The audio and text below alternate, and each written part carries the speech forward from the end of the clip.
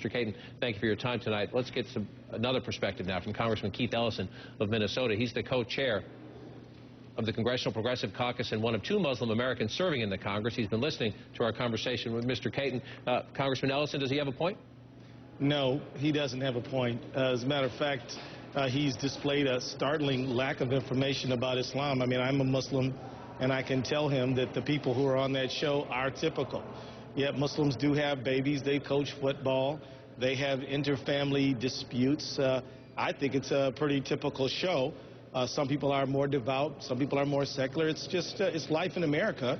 And but the thing is, you know, I'm not here to attack Lowe's. I'm here to ask Lowe's to do the right thing. And this is a great American company that I think by this decision has demonstrated a degree of fear that they don't have to possess. I mean, they don't have to be afraid of a fringe group such as the one that's tried to intimidate them. And we're just calling on them to say, look, we're going to stand up and be a company that is open to all Americans and doesn't exclude people. Well, over the weekend, Lowe's put this statement up on its Facebook page. I want to read it to you, part of it. It appears that we managed to step into a hotly contested debate with strong views from virtually every angle and perspective, social, political, and otherwise, and we've managed to make some people very unhappy. We are sincerely sorry. Is that enough?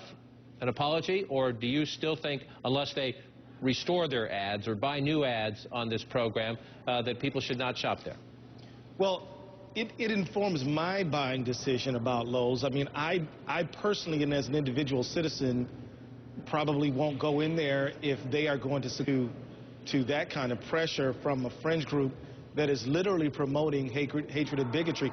I mean, if you look on the website of that group, they don't only hate Muslims. They're against gays. They're against different groups of Americans, and it's somewhat surprising. And I'll also say this, you know, my office called the Discovery Channel, TLC, and asked them for a list of all the companies that have withdrawn ads, and they told us they don't disclose that information.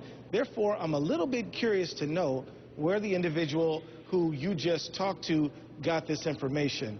I actually called one company, a Minnesota company, and asked them that was on the list and asked them to verify whether they pulled, and they said they had not pulled. So I think there is a lot of doubt, and I think that you know, this thing needs to be looked into to a greater degree, because I think there may be some misrepresentation.